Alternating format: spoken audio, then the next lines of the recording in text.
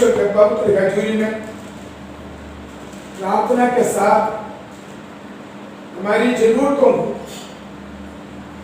प्रभु के सामने रख सके।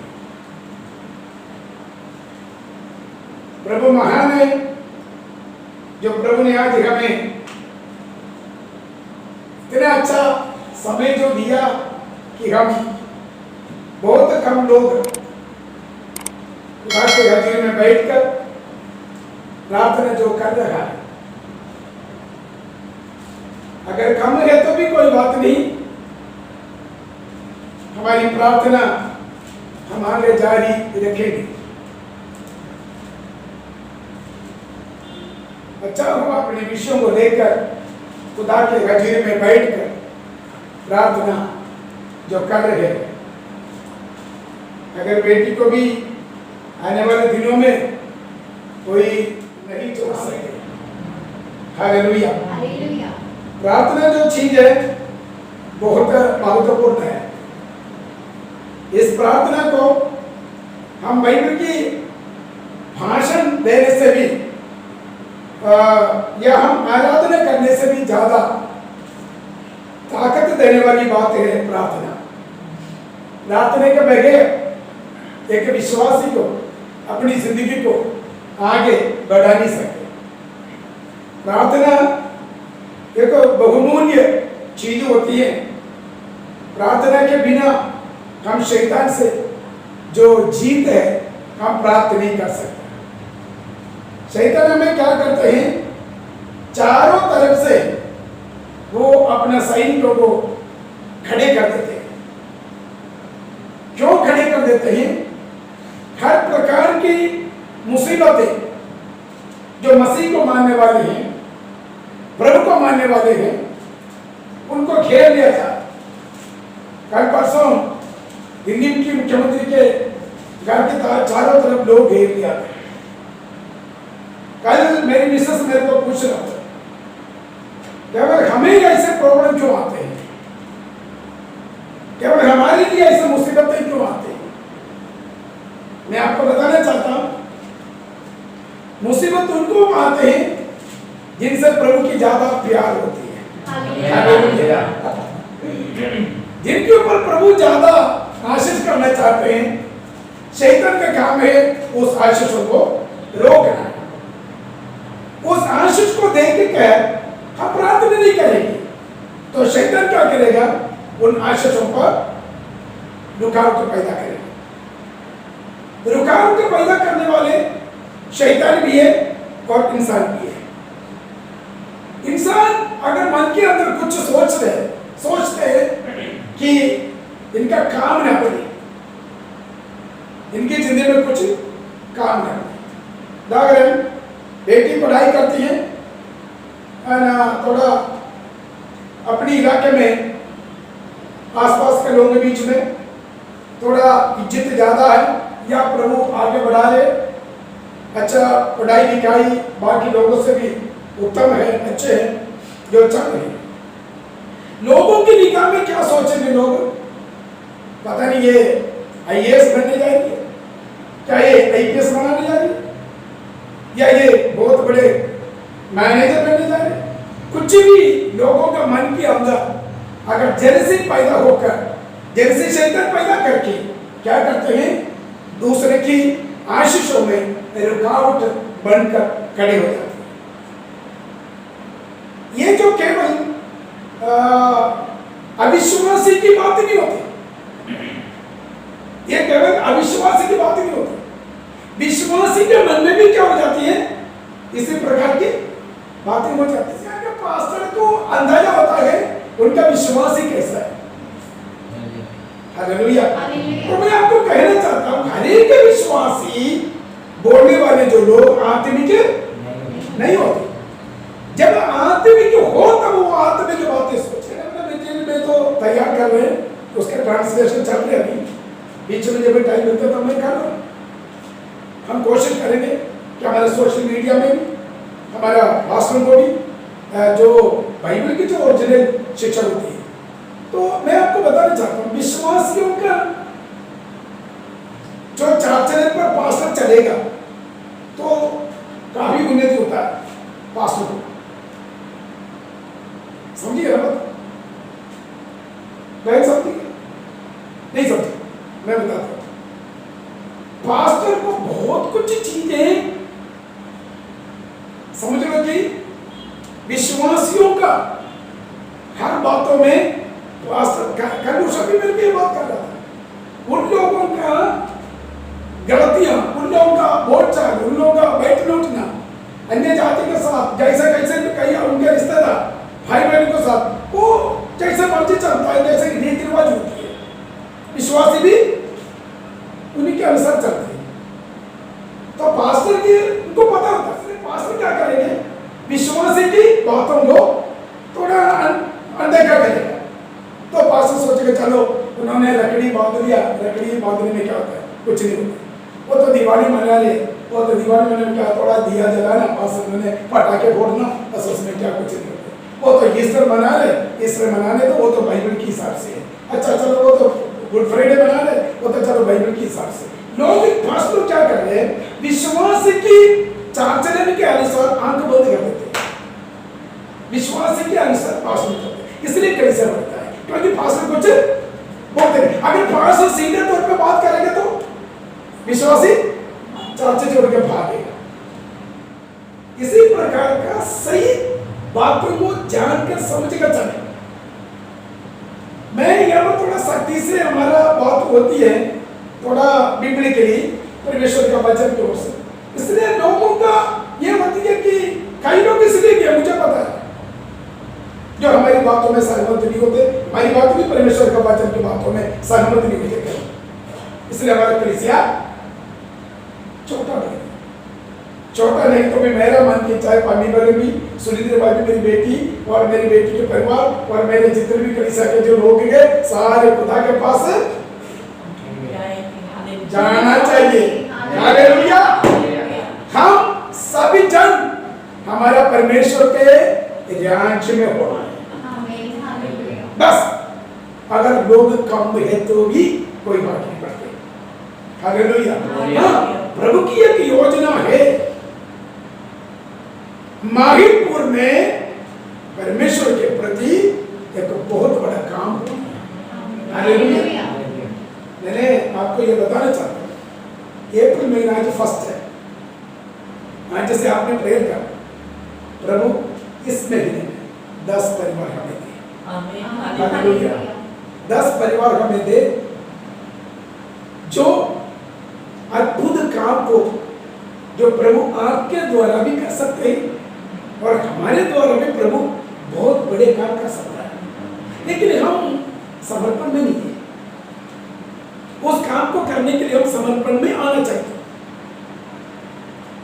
चाहिए कि नहीं है? हम एक वचन देखिए, इसके साथ हमें बात करेंगे, ये सही रहेगा। मत्ती की इंजील 9 अध्याय की 32 से लेकर पढ़े, 32 से लेकर मत्ती की इंजील 9 अध्याय की 32 से लेकर। जब वे बाहर जा रहे थे तो देखो लोग एक गूंगे को जिसमें दुष्ट आत्मा थी उसके पास लाए, और जब दुष्ट आत्मा निकाल दी गई तो गूंगा बोलने लगा। इस पर भीड़ ने अचंभा करके कहा, इस्राएल में ऐसा कभी नहीं देखा गया। परंतु फरीसियों ने कहा, ये तो दुष्ट आत्माओं के सरदार की सहायता से दुष्ट आत्माओं को निकालता है। बस बेटा एक मिनट रुकना। जब वे बाहर जा रहे थे तो देखो लोग एक गूंगे को जिसमें दुष्ट आत्मा थी उसके पास गए। अभी आप थोड़ा ध्यान देना, कई गूंगे हमारे सामने आते जाते रहते, लेकिन हमें कोई पता नहीं। वो ओरिजिनल है, जन्म से ही वो क्या है, गूंगे, वो बोल नहीं पाते। हो सकता है वो सुनने की सामर्थ्य हो, लेकिन उसको बोलने में असमर्थ है, बोलने में उनको असमर्थ है, इसलिए वो गूंगा है। तो ये गूंगा व्यक्ति को प्रभु यीशु मसीह ने देखा। प्रभु ने देखकर क्या किया, प्रभु ने गूंगापन को नहीं देखा, गूंगापन बनाने वाले शैतान को देखा जो दुष्ट आत्मा उसके अंदर थी। हालेलुया। हालेलुया। उसके अंदर जो दुष्टात्मा थी, जो आराधना में भी, समझो, वचन की सेवकाई के बीच में भी, प्रार्थना के बीच में भी गूंगा है। हालेलुया। देखो, ना धन्यवाद कहना, ना स्तुति महिमा करना, ना प्रभु को कोई तारीफ नहीं होना, कुछ भी नहीं होना, सुनने के बावजूद भी, समझ लो, क्या बन के व्यक्ति बढ़ जाते हैं? गूंगा बन गया, गूंगा। अगर ओरिजिनल गूंगा या गूंगी जो बोल नहीं पाती, उसको कोई सामर्थ्य नहीं है बोलने का, तो चलो वो तो ओरिजिनल है। ऐसे कई हम लोग भी कई बार गूंगे बन जाते हैं कि जब वो वचन हमारे साथ टच करता है तब हम ऑटोमेटिकली गूंगे बन जाते हैं। हम प्रभु की महिमा करने के लिए सामर्थ्य नहीं होता।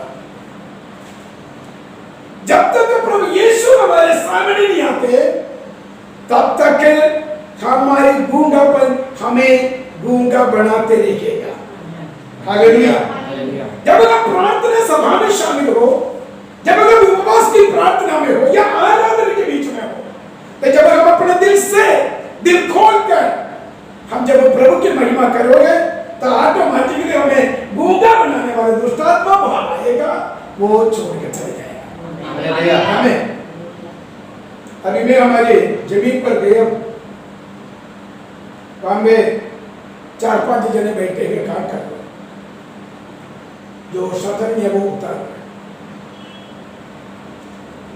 मुझे यहाँ के विषय के बारे में बताया, आज तुसी दसो कि 10 असल चले कितना कर रहे तुसी इतना ज्यादा प्यार, इतना ज्यादा हंसी तो उनके तो मिलता है। मैंने शुरुआत कर दिया 1985 से, पहले से लेकर हमें, मैंने उनको टीचर सारी कोट कर बताया। मैंने बोला मैं तब से हंसना शुरू किया जब 1985 में जिस दिन प्रभु यीशु मसीह को मैंने ग्रहण किया। मैंने बोला मेरा बड़ा भाई जब दिन चढ़ते ही उसने मैंने दांत से उनको एक बार लगा दिया बड़े जोर से। मैंने बोले उनका छाती पर सूजन पड़ गया, हम घबरा गया। हमारा शक्ल देखने वाले बोलते थे ये तो पता नहीं इसका अंदर कितने दुष्टात्माओं, कितने शैतानों की, ये तो कभी हंसना नहीं है, कभी खुशी से देखना नहीं है, बोलना नहीं है। मैंने बोला स्कूल में गुंडागर्दी करते थे हम। मैंने बोला अभी बोल कर आए, स्कूल में गुंडागर्दी करते। क्यों गुंडागर्दी स्कूल में किया? क्योंकि घर के सामने बाप ने सब कुछ सिखाते थे जैसे आरएसएस के लोग सीखते हैं। मैंने बोला हमारे बेटे ने उसका पूजा करके हम ये सब कुछ सीख कर हम निकले हैं, इसलिए शैतान अंदर बैठे थे जी। हमें मालूम नहीं था। केले के पत्ते निकालकर वहां पर एक शाम को एक मोमबत्ती जलाकर उसमें केले और छोटे छोटे केले होते, बहुत स्वादिष्ट मतलब मीठा होती है, वो नेचुरली बनता है, यानी कि अमोनिया लगा के उसका पका कर रखने वाले, वो तो ओरिजिनल होता है। वो वहाँ पर पूजा के लिए रखेगा, शैतान को रखेगा, कई चीजें रखेगा, उसमें शैतान प्रसन्न होकर हमें ताकत देता है। क्योंकि कुल्हाड़ी मारने से हमारे शरीर में नहीं लगता, सरिया सिर पे लगने से भी कोई चोट नहीं लगता, या कोई छुरी मारने से भी शरीर में नहीं लगता, उसको रोकने का पावर मिलता है, वो छींक देता है जी। ऐसा सीखता था। मेरा छोटा 3 गुरुओं का शिष्य है, उनके साथ कोई जल्दीबाजी में कोई खिलवाड़ नहीं करेगा। मतलब उसको पता होता है क्या करना है, बंदा जो कोई खड़े है उनके लिए क्या करना उनको पता है। मेरा बड़ा भाई जो आज दुनिया में नहीं, उसको हम मरमानी बोलते हैं।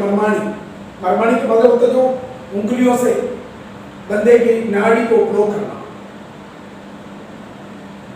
मारने से पहले। वो धुनी में पड़ता है, एक कदम घुमाना, बस उसको मरोड़ना।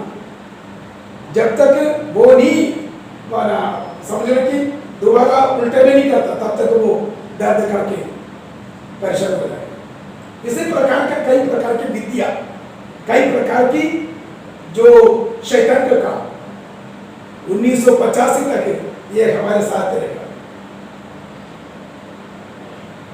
यह सब चीजें शैतान का काम था, लेकिन खुदा की दया है, हमें हंसने का मौका मिला। हमारी जिंदगी में प्रभु ने ऐसे एक समझ लो कि बदमाशी खेलने से बचाया, तो मारकुटाई करने से बचाया, गाड़ी ब्रोच करने से बचाया, हर काम से प्रभु ने बहुत बड़ा छुटकारा प्रभु ने दिया। आज मैंने उनको यह समझाया कि आज का प्रभु का वचन को लेकर हम बताने का, दूसरों को सुनाने का मौका प्रभु ने हमें तब दिया जब हमारी जिंदगी में तब्दील प्रभु ने दिया, नहीं तो हम किसी न किसी वजह से हम मिट्टी में मिल जाता। हालेलुया। हमें ऐसा चांस था कि शैतान हमें बहुत उनकी मर्जी के अनुसार इस्तेमाल करते थे।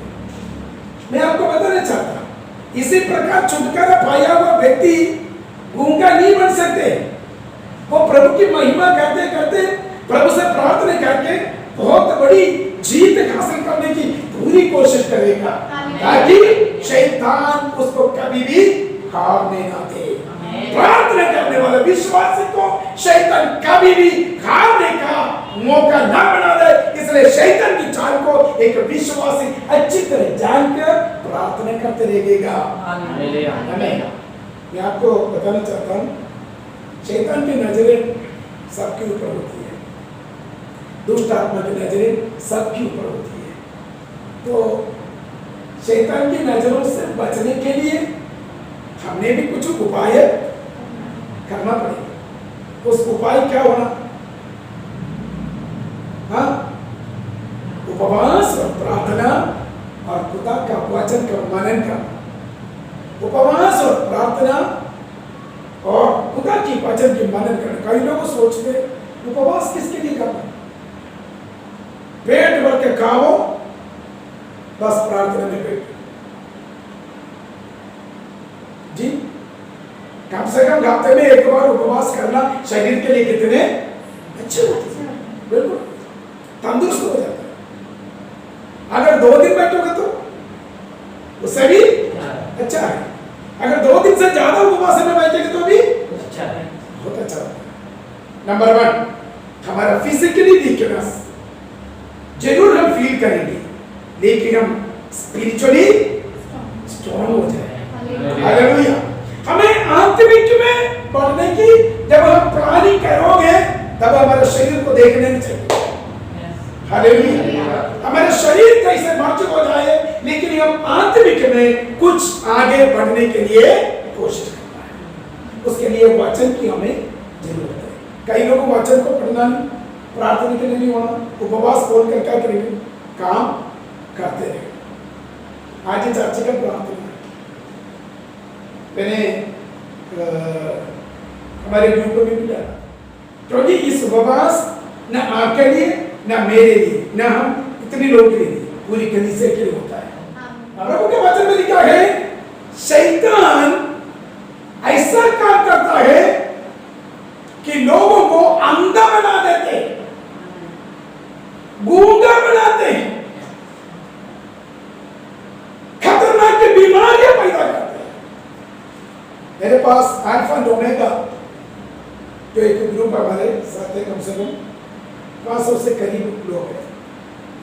उसमें ज्यादातर लेडीज है, केरला के लोग ज्यादा, हिंदी वाले लोग भी है, पंजाब से मेरे ख्याल से नहीं है कोई भी, पंजाबी लोग भी पीछे नहीं है। उसमें बहुत सारे विषयों के लिए प्रार्थना करने के लिए उन लोगों दिन रात चलते रहते, कई अमेरिका, कई इंग्लैंड, कई जापान, कई फ्रांस, बैठे हुए सारे जितने भी इंडिया में, वो लगातार चलते रहता।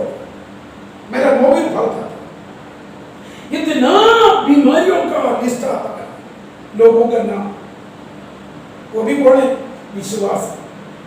Cancer, breast cancer, liver cancer और ब्रेन कैंसर, ट्यूमर और पता नहीं कितने कितने कितने डिजीज, कितने बीमारियां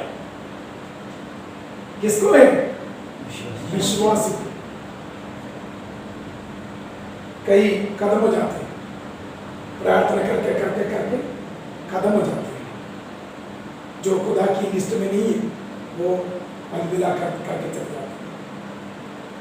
लेकिन फिर भी इतनी बड़ी भीड़ जो प्रार्थना कर रहे हैं, बहुत लोग जिंदगी में बहुत बड़ा काम प्रभु कर रहे हैं। मैं आपको बताना चाहता हूँ ये बीमारियां कहां से आती है? प्रभु तो देना नहीं है बीमारी। प्रभु ने तो कोई बीमारी हमें, बीमारियों से प्रभु हमारी परीक्षा नहीं देते। परीक्षा नहीं लेगा प्रभु, बिल्कुल नहीं। फिर परीक्षा कौन देते हैं? शैतान का काम है। शैतान परीक्षा लेके आते हैं।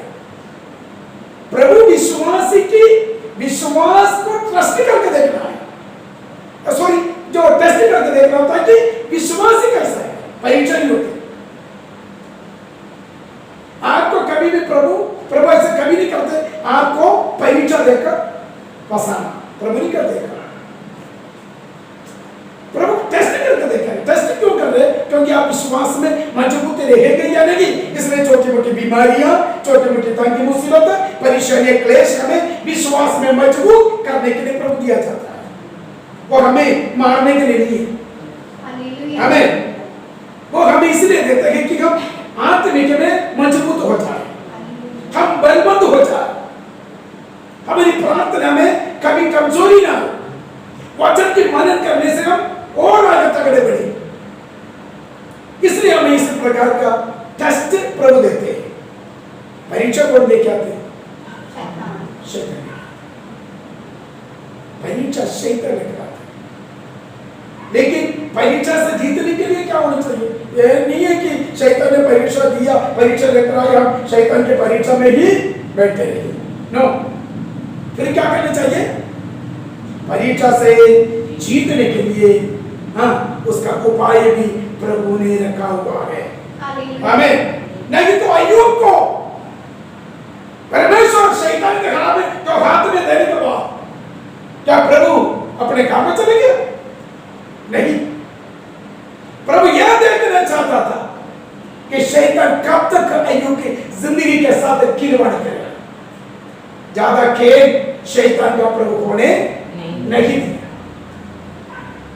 प्रभु ने उचित समय पर शैतान को आज्ञा दिया, मेरे दास अय्यूब को, उनका परिवार को छोड़ कर निकल जाए। उसका मतलब समझने की अय्यूब का घर में 10 डेड बॉडी ऐसे रखा हुआ है। किसका?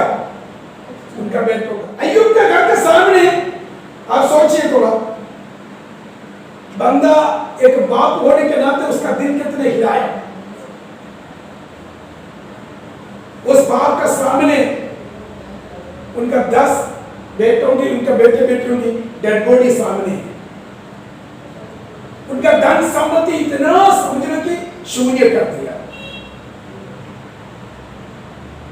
उनका शरीर कंप्लीटली फोड़ों से भर गया। इतना दर्द, इतना दर्द, वो कोई भी कष्ट प्रभु ने हमें नहीं दिया। इतना अय्यूब को क्या बोलते हैं घर वाली? किसको छोड़ू? परमेश्वर को। अभी भी तू जिंदा है तो अभी भी उनका नाम लेकर बैठे। अय्यूब ने जवाब दिया। अय्यूब ने क्या जवाब दिया? जिस दिन हमने उससे इतने आशीष लेकर हम आनंद थे, जब दुख की घड़ी में भी हम क्या करना चाहिए? उसी आनंद में रहिए। हाँ, बेटा और बेटियां यहोवा ने दिया, उसने ले लिया है, लेकिन उसका नाम मुबारक हो। इसका मतलब है शैतान ये सुन के उनको बर्दाश्त नहीं हो रहा था, अय्यूब भी ऐसा बोल नहीं ले, लेकिन हम बोल नहीं पाते क्यों? हम ऐसा बातें क्यों नहीं बोलते? हमारे घर में संकट आते हैं फिनेंशियली, हमारे घर में जॉबलेस का मामले आ जाता है, हमारे घर में बच्चों की पढ़ाई की मामला आ जाता है, हमारे घर में कई प्रकार की किचन की सामान की कमी आ जाता है, या कोई ना कोई कितने हजारों बात आ जाता है। तब ये सारी सोच कर हम साइलेंट हो जाते हैं, हमारे दिमाग खराब हो जाते हैं, हम उल्टे उल्टे बोलना शुरू हो जाते हैं, हम कुछ ना कुछ हमारा समझो कि सब कुछ उल्टा पुल्टा हो जाता है। लेकिन संयम बरतने के लिए अय्यूब ने क्या किया? यहोवा परमेश्वर का अपने स्थान को देगा, चुप रहा। जो यहोवा ने दिया यहोवा ने ले लिया। जो भी धन संपत्ति हो, जो भी बच्चों की बरकत हो, जो कुछ भी हो, यहोवा ने दिया है, वो यहोवा ने वापस लिया। उनका ये मैं क्या है, उसका नाम मुबारक हो। आमीन। ऐसा हम ऐसा बोल सकते हैं? हम ऐसा बोलने के लिए कृपा खुदा से ले रहा है। हालेलुया।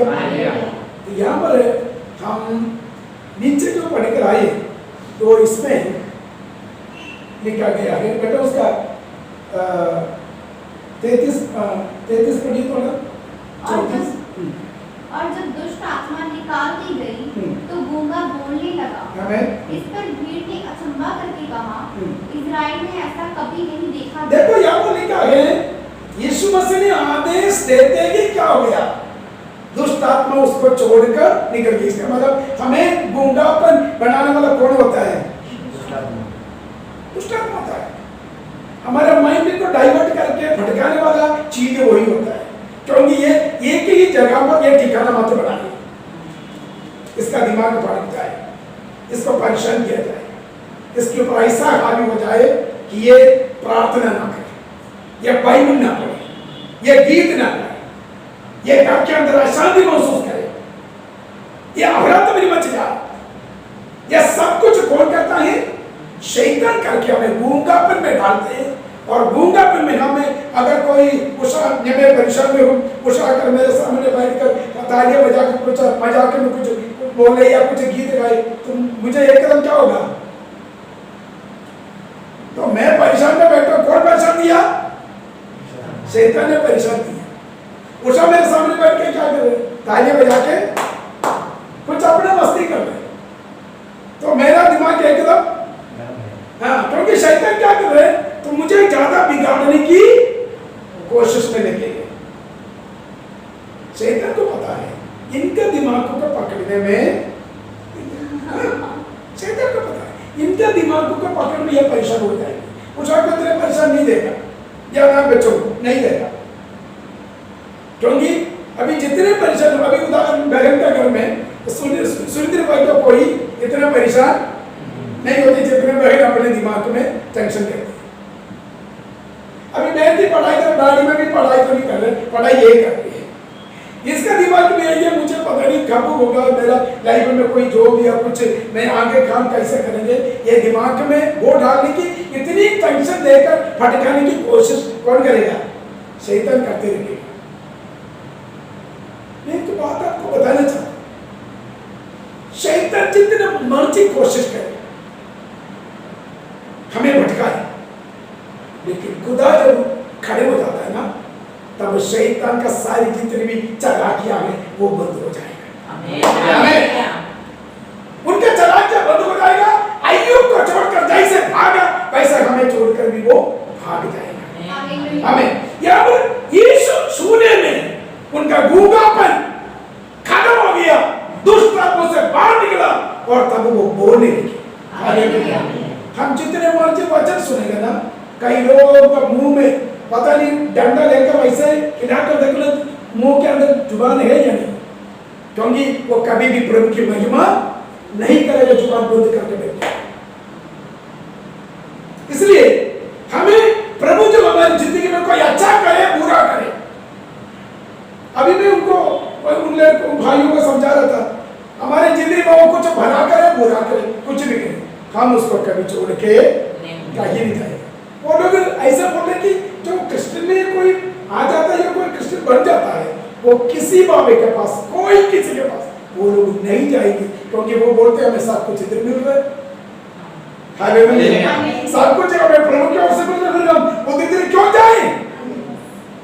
कोई नहीं जाएगा, ताकि उनकी लाइफ में उन्होंने जो प्रभु को देख कर पाया है वो कभी भी उनका दिमाग उधर डाइवर्ट नहीं हो सकता, शैतान नहीं कर सकते। हाँ, दुख हमारी लाइफ के साथ जुड़ा हुआ है, मुसीबतें हमारी जिंदगी के साथ जुड़ा हुआ है, बीमारियां हमारे शरीर के साथ जुड़ा हुआ है, हमारे आर्थिक समस्याएं हमारी लाइफ के साथ जुड़ा हुआ है। यह सब कुछ इंसान जब तक दुनिया में जीवित है तब तक ये सब कुछ सहना पड़ता है, लेकिन हमेशा के लिए शैतान हमें गूंगा बनाकर नहीं बिठा सकता।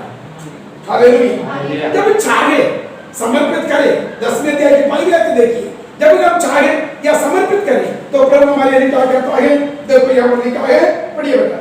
फिर उसने अपने 12 चेलों को पास बुलाकर आमीन। उन्हें अशुद्ध आत्माओं पर अधिकार दिया हाँ। कि उन्हें निकाले हाँ। और सब प्रकार की बीमारियों और सब